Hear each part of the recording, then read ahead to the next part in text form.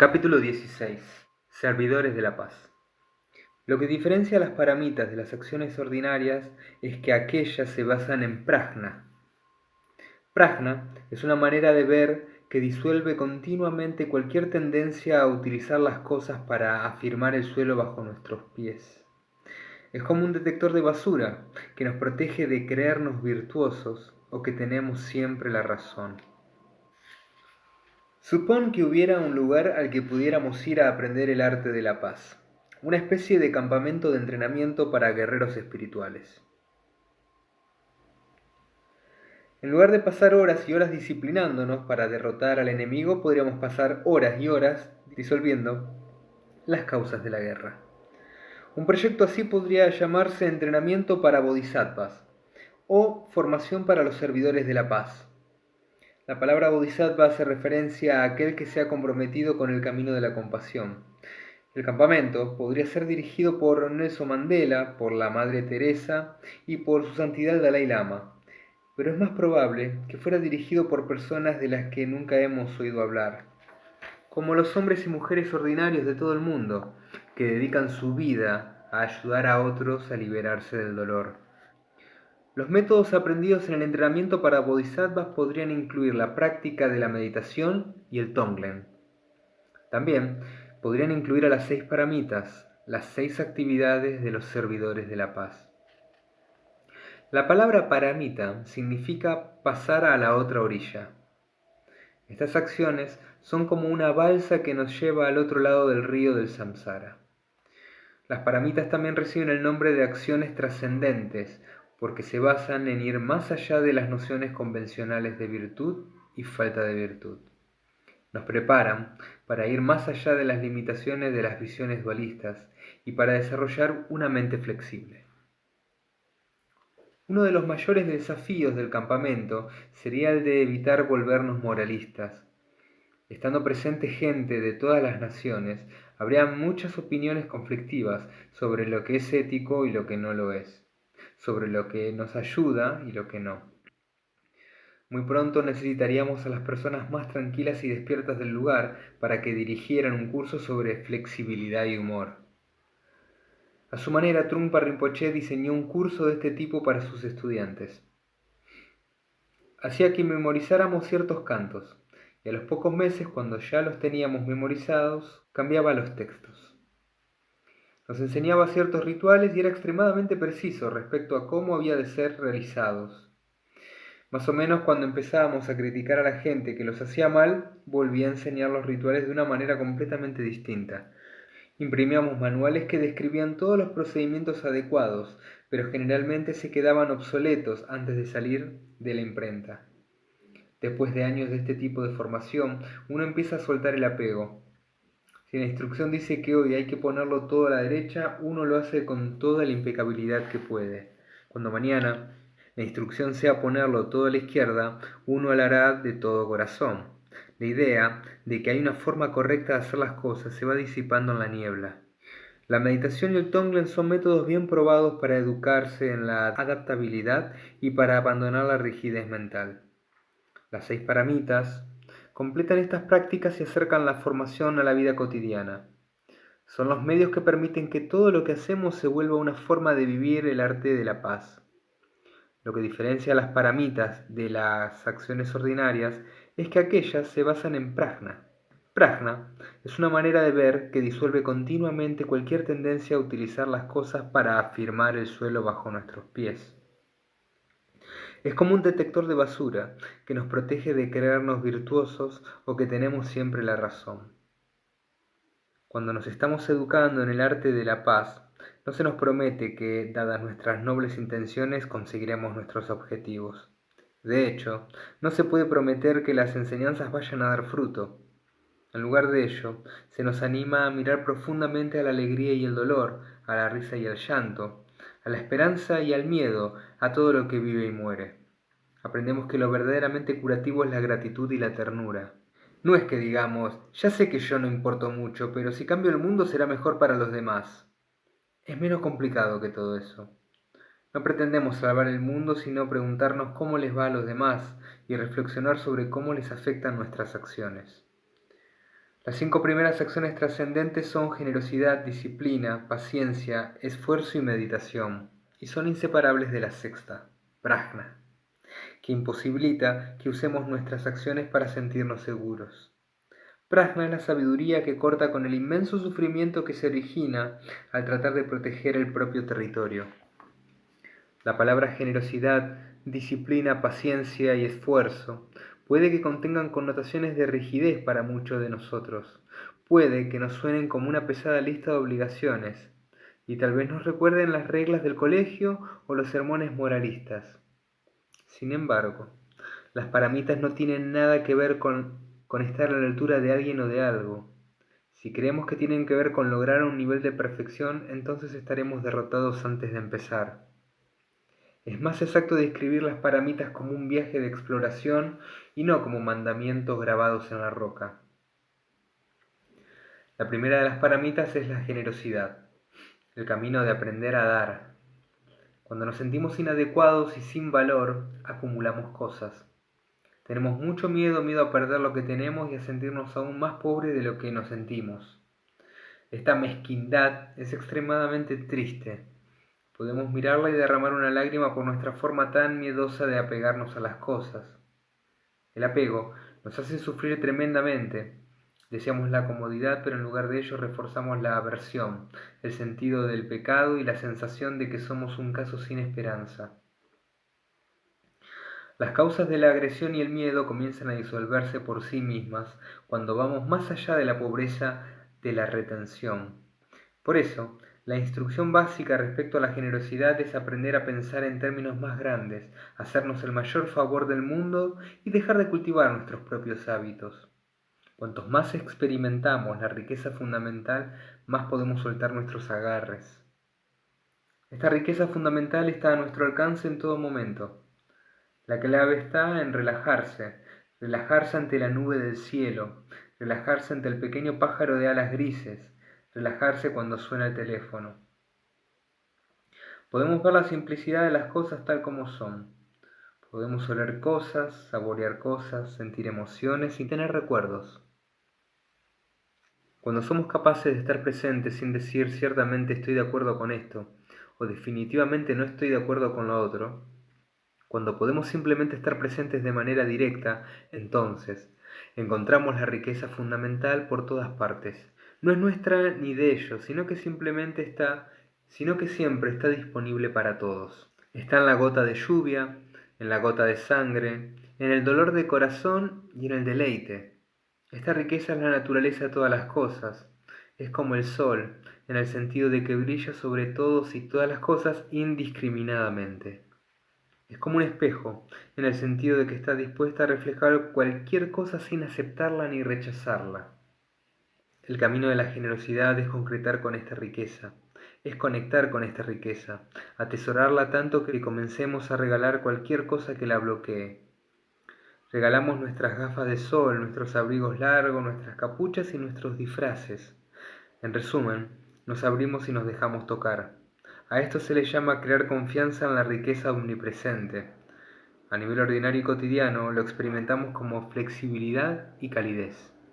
Cuando uno toma el voto formal de Bodhisattva, debe dar un regalo a un profesor, y esa donación será el punto focal de la ceremonia. Las directrices dicen que se ha de dar algo precioso, algo de lo que nos cueste separarnos. Una vez posé todo un día con un amigo que estaba decidiendo qué dar. En cuanto pensaba en algo, su apego por ello se hacía más intenso.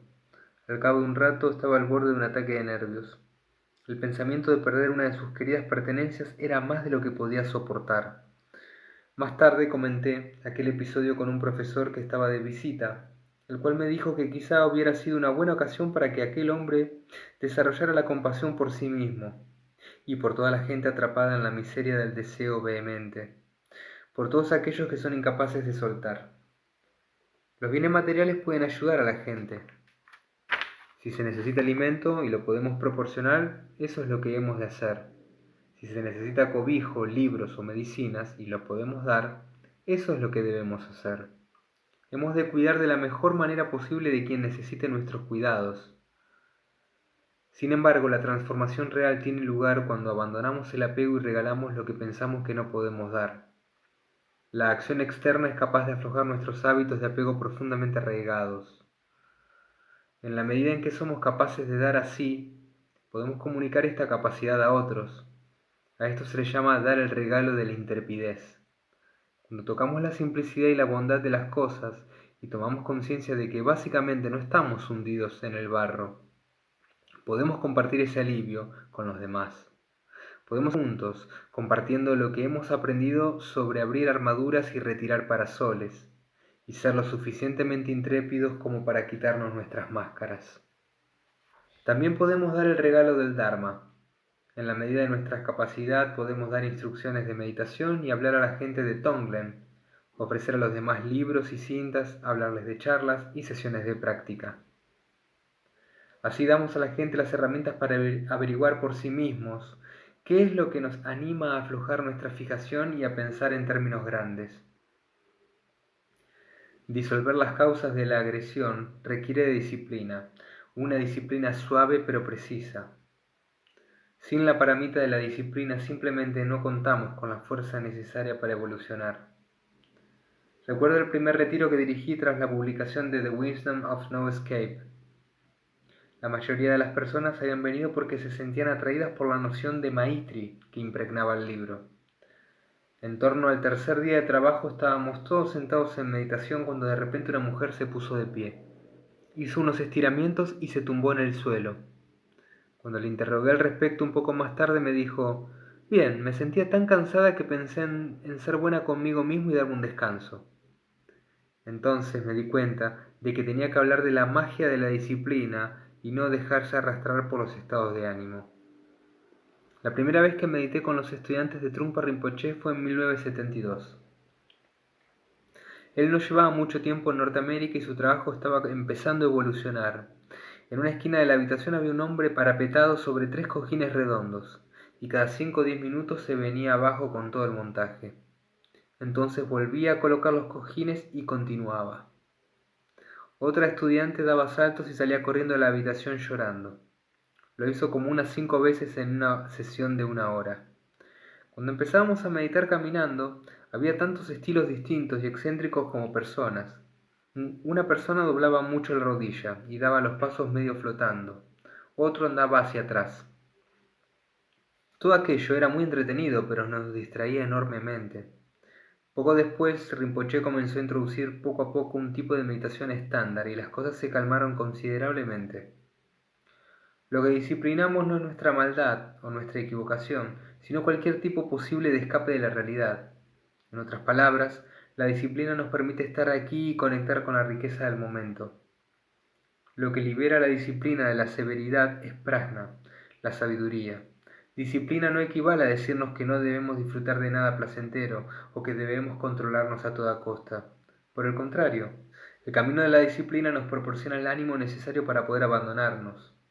Es una especie de proceso de deshacer que nos ayuda a ir contra el núcleo de nuestros hábitos dolorosos. A nivel externo podemos pensar en la disciplina como en una estructura temporal. Por ejemplo, un periodo de meditación de media hora o una clase de Dharma de 2 horas.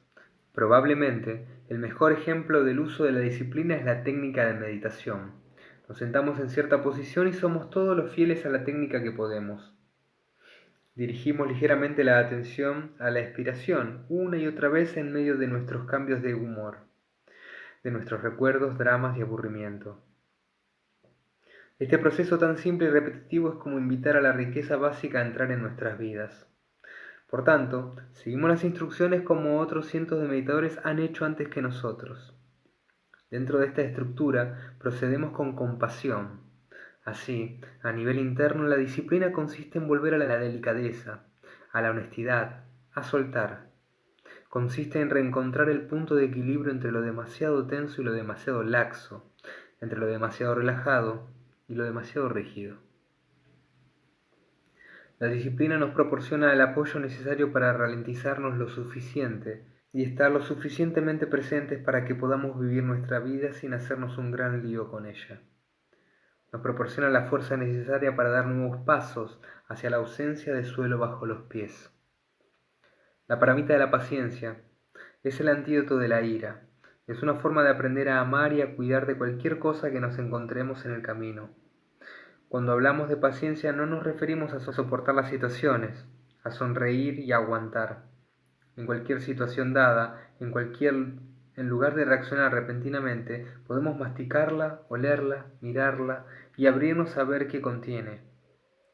El opuesto de la paciencia es la agresión, el deseo de saltar y moverse, de poner más presión en nuestras vidas, de tratar de llenar el espacio.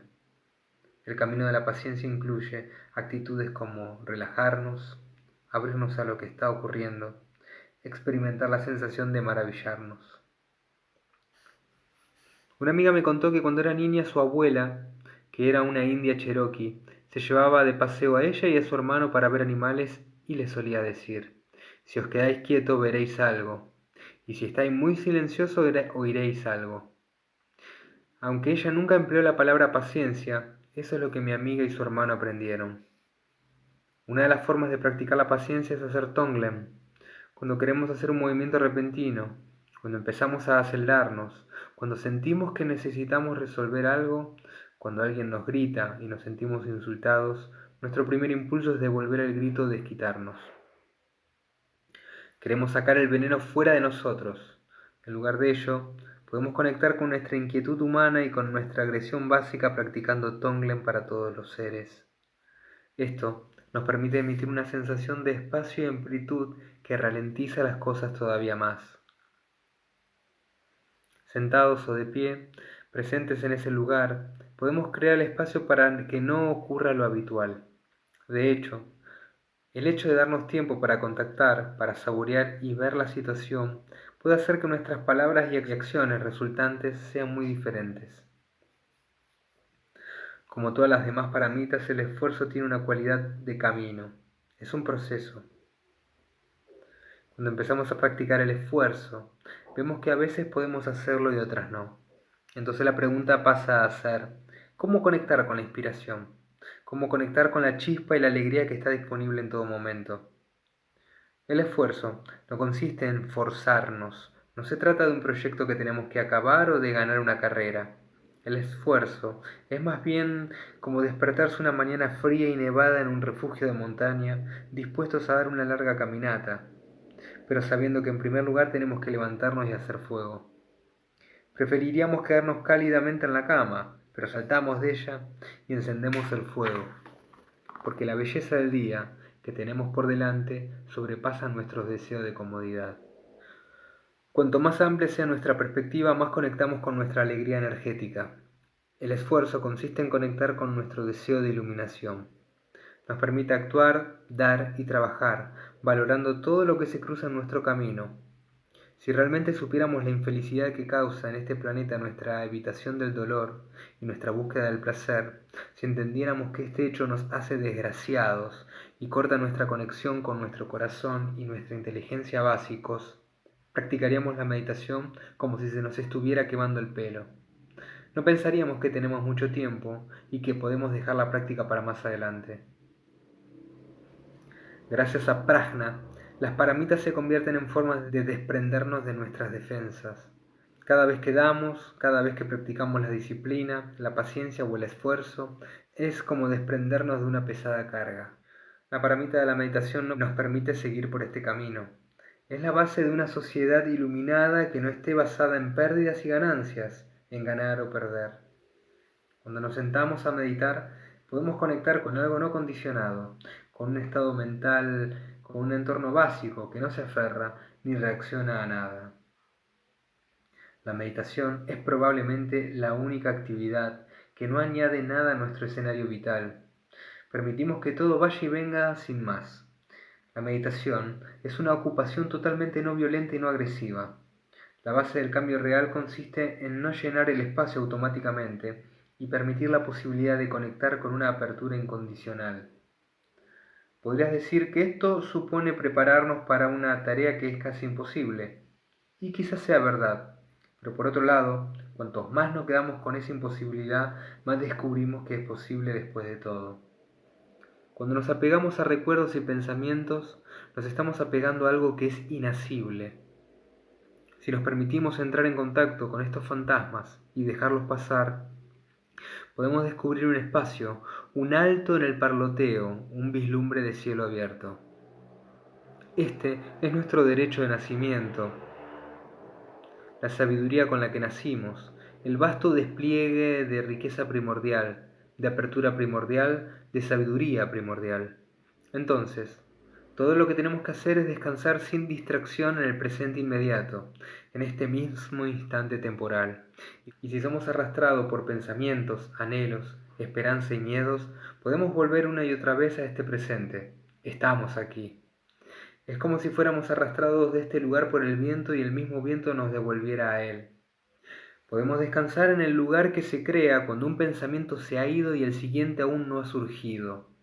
Podemos ejercitarnos en volver al corazón inmutable de este mismo instante, ya que de él procede toda la compasión y toda la inspiración. El sexto paramita es prajna, que convierte en oro todas nuestras acciones. Se dice que los demás paramitas pueden darnos puntos de referencia, pero prajna corta con todo. Prajna nos deja sin hogar, sin lugar donde habitar, y gracias a ello por fin podemos relajarnos.